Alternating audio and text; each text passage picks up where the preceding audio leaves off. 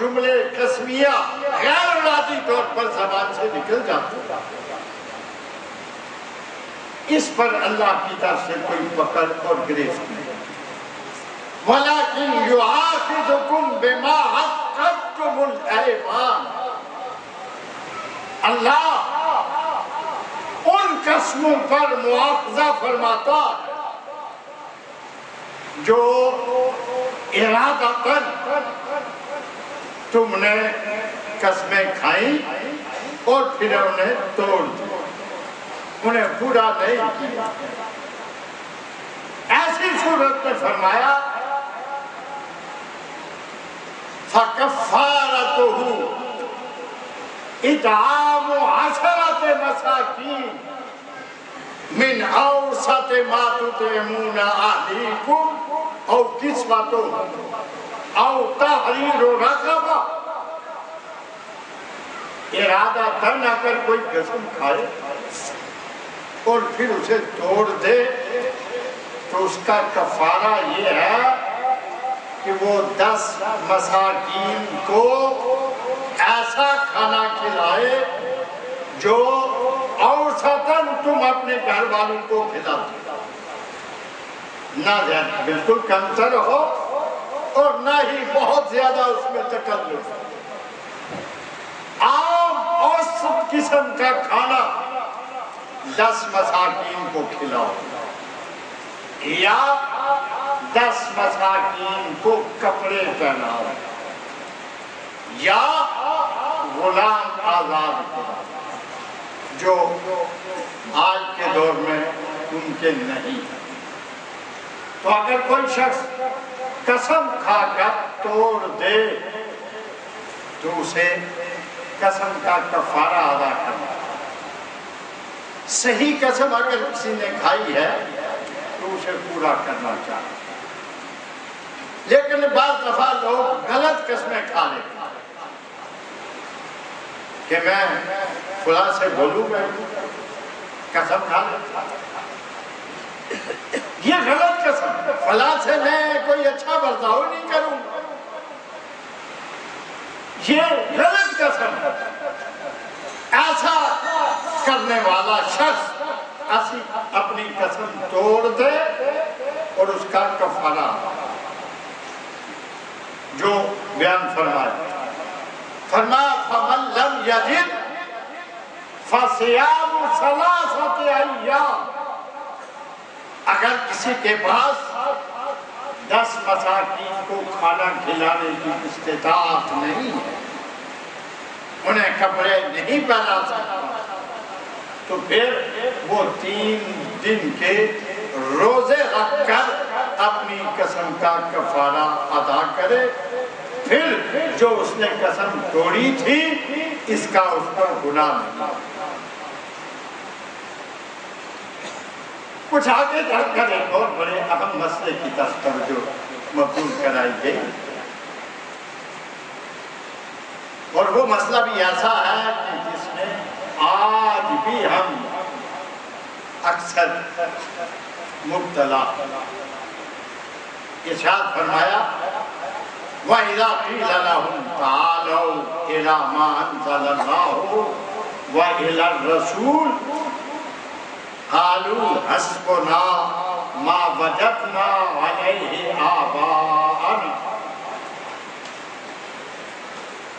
ان لوگوں سے جب کہا جاتا ہے کہ اللہ اور اس کے رسول کے فرمان کی طرف آ جاؤ، کہ یہ اللہ کا حکم ہے، یہ اللہ کے رسول صلی اللہ علیہ وسلم کا فرمان ہے، تو کہتے ہیں حسبنا ما وجدنا علیہ آباءنا، ہمارے لیے وہی طریقہ کافی ہے جس پر ہم نے اپنے آباء و اجداد کو عمل کرتے ہوئے دیکھا۔ اور قرآن مجید کا ہم مطالعہ کریں تو آپ کو پتہ چلے گا کہ تقریباً تمام قوموں نے اپنے نبیوں کو یہی جواب دیا کہ آپ کہہ رہے ہیں یہ ہمارے آباء و اجداد کا طریقہ نہیں. ہم آپ کے کہنے میں آ کر اپنے باپ دادے کے دین کو چھوڑ دیں, ان کے طریقے کو ترک کر دیں. یہ وہ نظریہ تھا جو قوموں کی ہدایت کی راہ میں ہمیشہ رکاوٹ بنا, اور آج بھی ایسے لوگوں کی کمی نہیں جنہیں آپ قرآن سنائیں, حدیث سنائیں, اللہ کے رسول صلی اللہ علیہ وسلم کا فرمان سنائیں, وہ سن کر یہی کہتے کہ ٹھیک ہی آپ کہتے ہوں گے لیکن ہمارے بڑے بھی تو غلط نہیں, ہمارے بزرگ جو کچھ کرتے رہے کیا وہ ایسا ہی تھا, انہیں دین کی سمجھ نہیں تھی, انہیں اس کا پتہ نہیں تھا. یہ فکر ہمیشہ قوموں کو گمراہی کی طرف لے جاتی ہے. اسلام جو بات ذہن میں بٹھانا چاہتا ہے وہ یہ ہے کہ ہدایت وہ ہے جو اللہ نے اپنے رسولوں پر نازل فرمائی, اور رسولوں نے جو بات پیش کی ہے وہی حق اور سچ ہے. آباء و اجداد, باپ دادے کا طریقہ یہ کوئی حق اور سچ نہیں. اس پارے کے آخر میں ایک بڑے اہم مسئلے کی طرف توجہ مبذول کریں. فرمایا وَلَا تَسُبُّوا الَّذِينَ يَدْعُونَ مِن دُونِ اللَّهِ فَيَسُبُّوا اللَّهَ عَدْوًا بِغَيْرِ عِلْمٍ. یہ مشرک لوگ جن کو اللہ کے سوا پکارتے ہیں